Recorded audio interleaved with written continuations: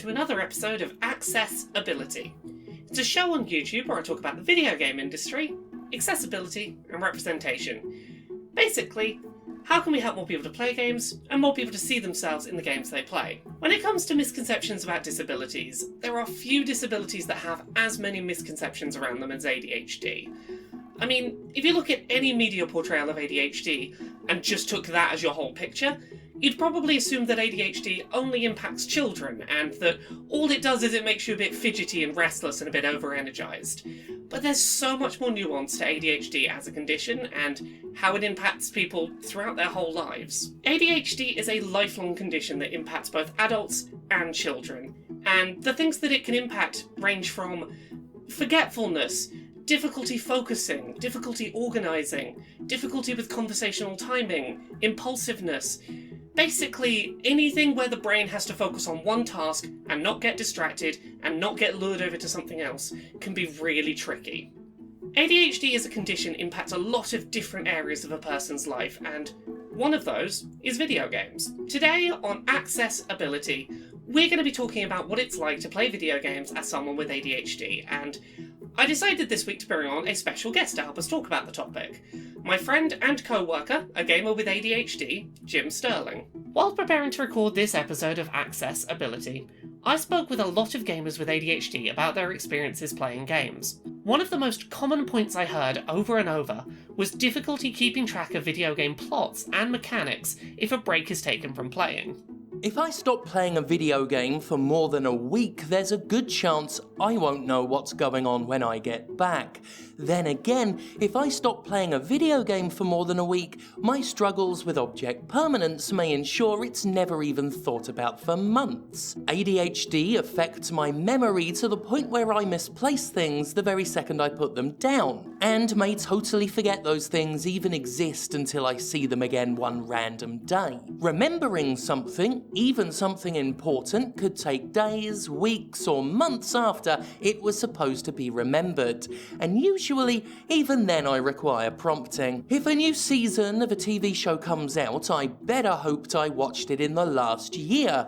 I won't remember details, but my brain will retain enough residual memory to be jogged somewhat. Longer than that and it becomes impossible to get back into Peaky Blinders without rewatching the whole thing, which my ADHD brain won't allow because it won't sit through something it's already watched, unless it's one of those things it will obsessively want to sit through and rewatch again and again.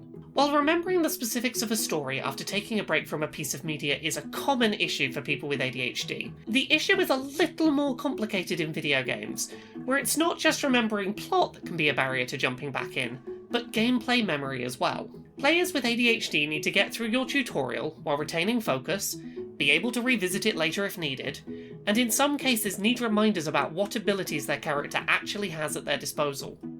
As you can imagine, jumping back into a game weeks or months after it was last played can be overwhelming. You not only have a plot to contend with, but your character's objectives, location, where they were headed or where they were going. Look, I can't play Carrion because I forget where I've been and everything looks the same and there's no fucking map. Give me a fucking map! Anyway, I'm getting ahead of myself. The point is, Alan Wake doing those recaps between levels is pretty good, and we need more of it, for far more than a shorter and more linear game.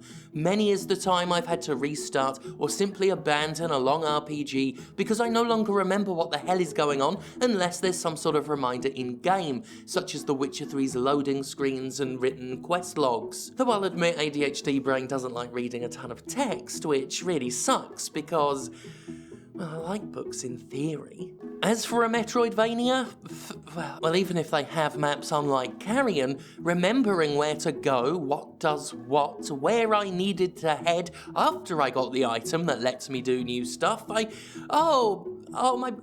brain. I'm not asking for a game to be its own walkthrough, but those compasses and mission markers and glowing trails that people complain is spoon-feeding and hand-holding and casualization. To some of us, it's the difference between playing a game and our brains locking up like Bethesda software at launch. Oh god, right, let me say this right now. If you're one of those games, usually a JRPG or something, that have tutorials hours into the game, and those tutorials are mostly text boxes telling you what to do, I'm not going to be thrilled. I mean, text-based tutorials are inherently and significantly more worthless to me than anything practical. To draw again from Monster Hunter, as it's what I've been playing, I like that there's an area for you to take the game's many weapons and play around with them while you get on-screen button prompts to practice combos.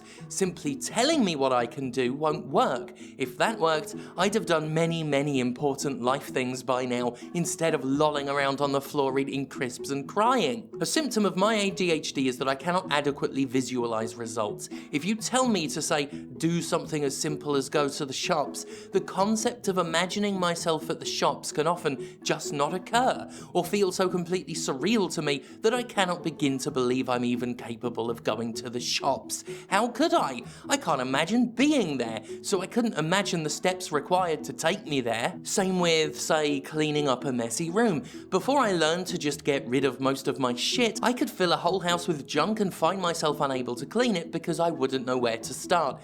Not just a momentary, oh, this is so messy, where to begin? Most people think that and then just start cleaning. I can't. It becomes too big in my head, too unknowable. I literally cannot comprehend where to start, so I don't.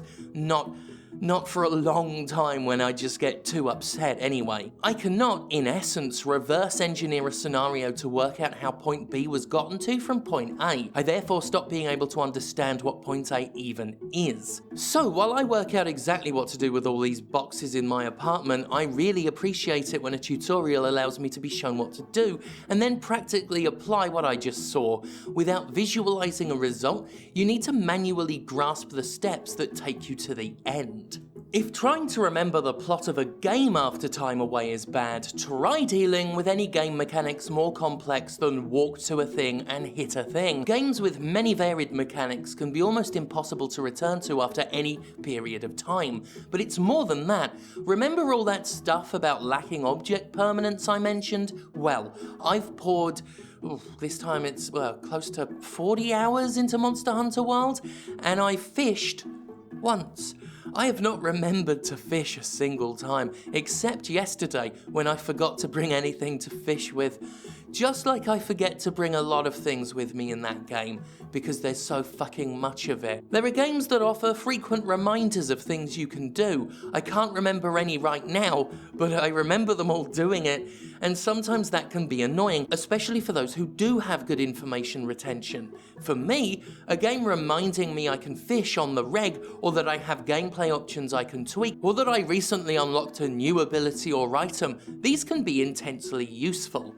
Games that allow for the option of turning tutorials, hints and reminders off is a win-win scenario. Even better if they can customize what you're reminded of, be it mechanics, items you have, or where to go. This way, people who need the reminders can get them, and those who don't can turn them off. Who loses?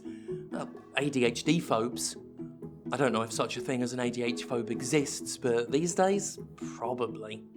Speaking to a lot of gamers with ADHD, a lot of the same issues and solutions came up repeatedly in discussions. For gamers with ADHD, reminders about what has been happening in the plot, tutorials which can be revisited, quest markers, maps, to-do lists that can be referenced, and map markers leading to progression can be the difference between a game being accessible or not. Take Yakuza Like a Dragon, for example. Players can rewatch old cutscenes from the main menu for a reminder of where they're at in the plot. They can check the map for easy colour-coded mission and side quest markers, and get the game to paint a line out on the map showing exactly how to get where you're meant to be going. Or look at The Last of Us 2, which featured an optional setting where clicking in the left stick would point the player towards plot progression. These features all serve to remind the player what they were doing, and help them get back into the groove of progressing when they jump back into the game. Carrion was a great game, but gosh did it badly need a map for accessibility for disabled players. I know I've said this in multiple recent episodes of this show, but it bears repeating. For other examples of games that have given players ways to remember what is happening in their plots, see visual novels such as Phoenix Wright Ace Attorney games, which allow players to read a summary of spoken dialogue in game menus to remind themselves where they're at in a given investigation. as well as a glossary of each important person and piece of evidence to help them get their bearings. For some players with ADHD, that can be really useful, but it's not a catch-all solution, as some players with ADHD have difficulty focusing on mentally processing long walls of uninterrupted text, and may need more dynamic ways to have that information recapped. I mentioned earlier that I struggle with reading. This is something that's gotten worse as I've gotten older, and it's something we're trying to fix, though a lifetime of worsening symptoms without diagnosis has made that tough. I find it far harder these days to play games with a lot of text, such as visual novels. I love Phoenix Wright, but I've only played the first game and a bit of the second because I peter out. I petered out with Paradise Killer too, not because of anything it did wrong, but because of, well, the shit in my head. Still, Paradise Killer is one of those games that makes it easier on people with ADHD, since it allows you to scroll back through dialogue text to see anything you missed while you spaced out for the 15th time in a minute. As someone who has to reread paragraphs multiple times a sitting just to get any information absorbed, I cannot tell you how useful this feature is, and it wouldn't just be for text. If you have a ton of cutscenes, especially long ones, Kojima, a rewind function would be absolutely stellar. I'm replaying the Metal Gear Solid games lately, and with my brain being worse than it was, Lordy knows my mind wanders a million miles away while two men stand around talking about how the nanomachines made the nanomachines do nanomachines. It still baffles me that pausable cutscenes still aren't obligatory, and I'm surprised a company as in love with its own work as Kojima Productions hasn't been doing rewinds for years. A lot of the feedback I received from gamers with ADHD while preparing this video script was that if you want to make your games more accessible to players with ADHD, two of the biggest things you can do are not penalise forgetfulness and offer interactive ways to learn. Both of those cover a huge amount of what is difficult for people with ADHD, and they're things that are just generally good advice for your games anyway. They're gonna make your games more accessible to jump back into if someone leaves them for a while. That's helpful for everyone, but it's particularly helpful for gamers with ADHD. Offer gamers with ADHD the ability to rewatch or pause or rewind cutscenes, or even all of the above. Let players with ADHD scroll back in a menu and read text that they may have just forgotten what was said a minute ago. Offer players the option to turn on reminders for gameplay things that they haven't used in a while to go, oh yeah, you have that attack, you have that move, you have that item you've not been using. Basically, help remind people what they're doing. Offer them good maps that will let them work out where they're going and will sort of show them the route. Give players options to remind them what they're doing, where they're going, and don't penalise them for forgetting for a second what's going on. Additionally, a lot of gamers I spoke to while preparing the script for this video noted that one major way to help make games more accessible to them was to ensure that barriers to jumping back into a game after failure were minimised. A lot of gamers I spoke to cited regular checkpoints and the ability to quickly jump back into the game after failure were important to them, as lengthy portions of backtracking over content that has already been played was often a trigger for them to lose focus and lose interest in the game they're playing. In a similar vein, a lot of players I spoke to noted that a big part of them being able to start and get into games as a player with ADHD was that games needed to have a certain degree of immediate engagement.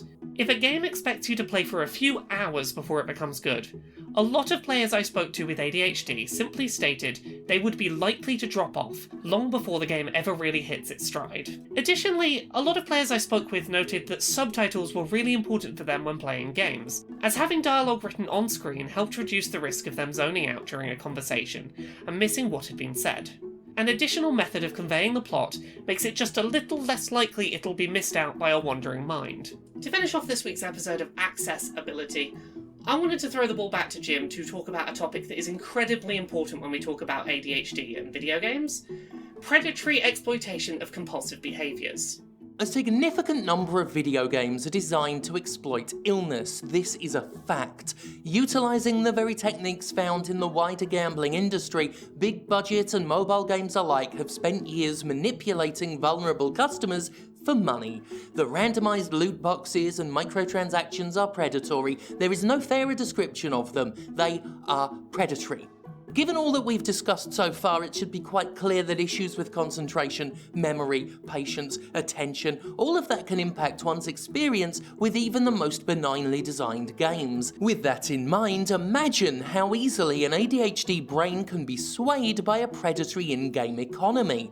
This is the very basis of the time saver style microtransaction. A game that makes progress sluggish, grinding, and unrewarding in the hopes a player's patience will be tested and they'll get a booster of some kind to speed up the game. As microtransactions have become more virulent, games have become grindier and more exasperating. Items that used to be part of the basic game experience are now locked away behind random boxes, full of stuff you don't want, so you constantly feel disappointed and might buy more to chase your sunk costs. I once interviewed those with various mental struggles about their relationship with video games, and the stories are frankly heartbreaking.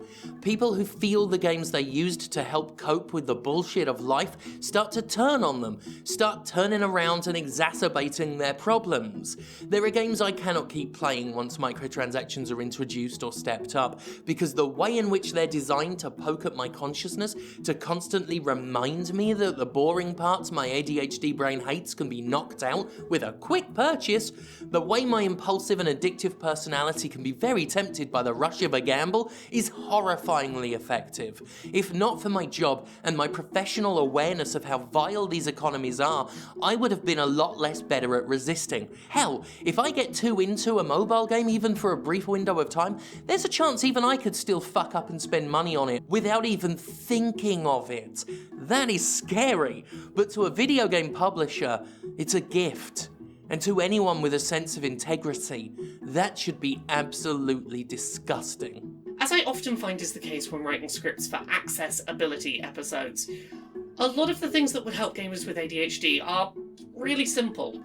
You just need to understand what the condition is and think about it from early on in game development. Being able to revisit parts of the plot that you've missed or you've forgotten, having interactive tutorials, having proper maps, and avoiding predatory microtransactions go a long way to making video games more accessible for gamers with ADHD. An estimated 3% of adults worldwide live with ADHD, and that is a pretty sizable number of gamers that you could make games more accessible for just by thinking about their specific needs. Thank you very much to Jim Sterling for joining us on this week's episode of Accessibility. Their insights were incredibly helpful for writing this script.